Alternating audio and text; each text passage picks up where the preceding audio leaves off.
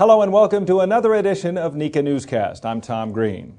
First today, if you haven't made your plans for the upcoming NECA 2008 Chicago, the deadline is rapidly approaching.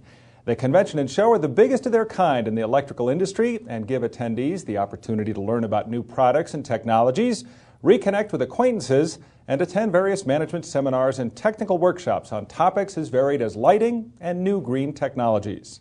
You won't want to miss the chance to rub elbows with the best and brightest in the electrical industry, so make your plans to attend today by clicking on the NECA 2008 Chicago link on this page.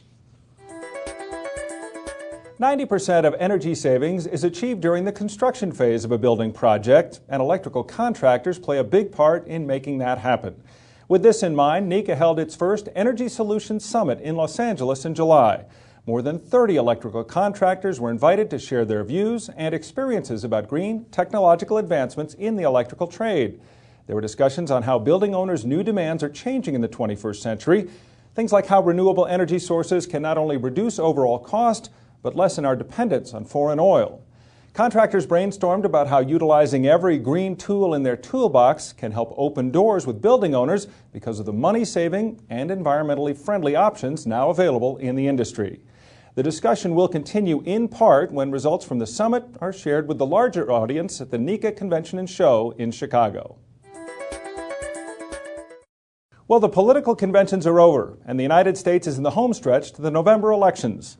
NECA is trying to stay visible with members from both parties by attending the conventions in Denver and St. Paul. We visited with a couple of the principals when we caught up with them in Denver.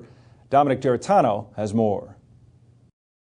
The Democratic National Convention is now in the books, and members of the NECA Legislative Affairs team were on hand.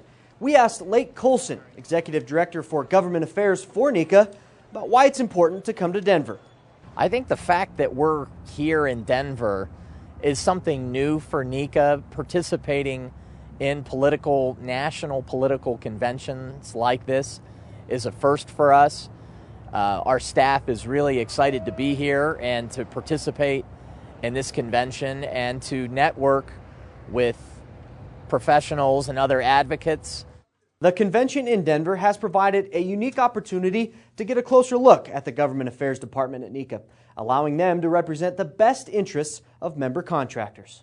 This is absolutely a critical election for our contractors. Much will be decided in the presidential race. A lot will be certainly decided in the various Senate races and congressional races. That our members are very involved and very interested in how these elections turn out in November. Also attending was Terry Hatch, Director of Legislative Affairs for NECA.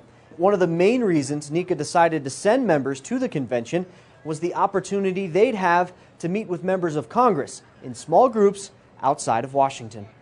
I feel that a convention event really allows members to discuss issues more freely than they normally would. A lot of times they understand that the people at the convention are typically party backers or they're tied into the party in some way. And that knowledge that they're speaking to a very specific audience really lets them open up.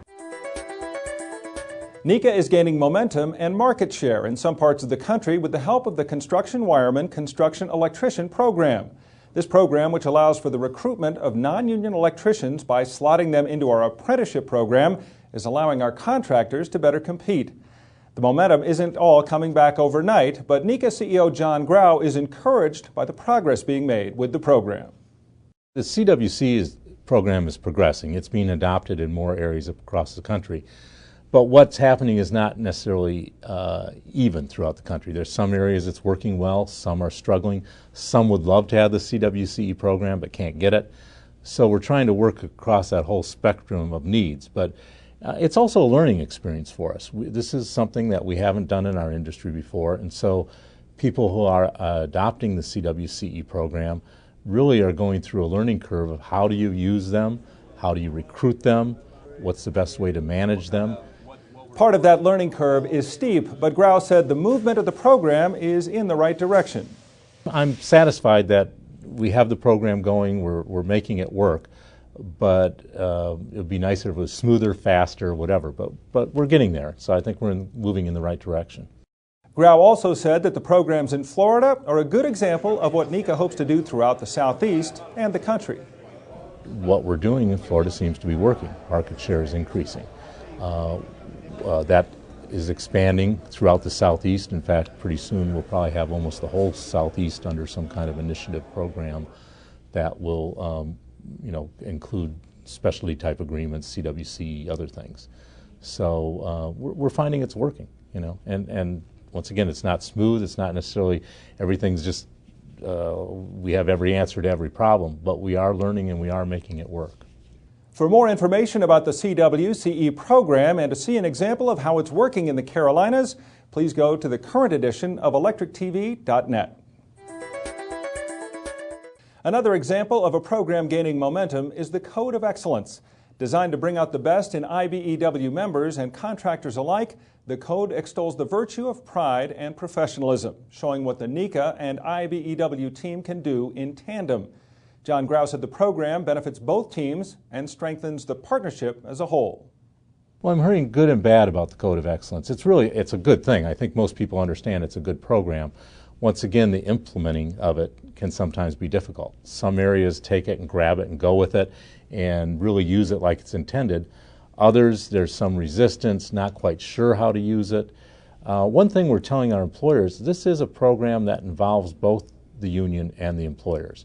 It's not just something they delegate away to the union. Now, it is a program that the IBEW started and that they're encouraging among their membership. But there is a big component in it that applies to management. And so our employers on the local level have to get involved in the Code of Excellence and hold people's feet to the fire and make sure it works. Grau also said the training involved doesn't apply only to IBEW members, but members of NECA as well. There's training involved in Code of Excellence. The IBEW offers this. They offer it to stewards and others, and many of our contractors are getting involved in that training as well. So to make it really work, it's not just something somebody can sit back and say, here's a Code of Excellence. It takes effort on both sides. So, how can you learn more about the Code of Excellence program? Our member contractors can go to our website to find out more about the Code of Excellence program. We're also going to train our field staff, our field representatives, on the Code of Excellence program and how it should be implemented at the local level. So at some point they're going to be able to go into our local chapters and consult with them and advise them on the best way to set up the Code of Excellence program. Well, that'll do it for this edition of NECA Newscast. Thanks for the click. I'm Tom Green. We'll see you next time.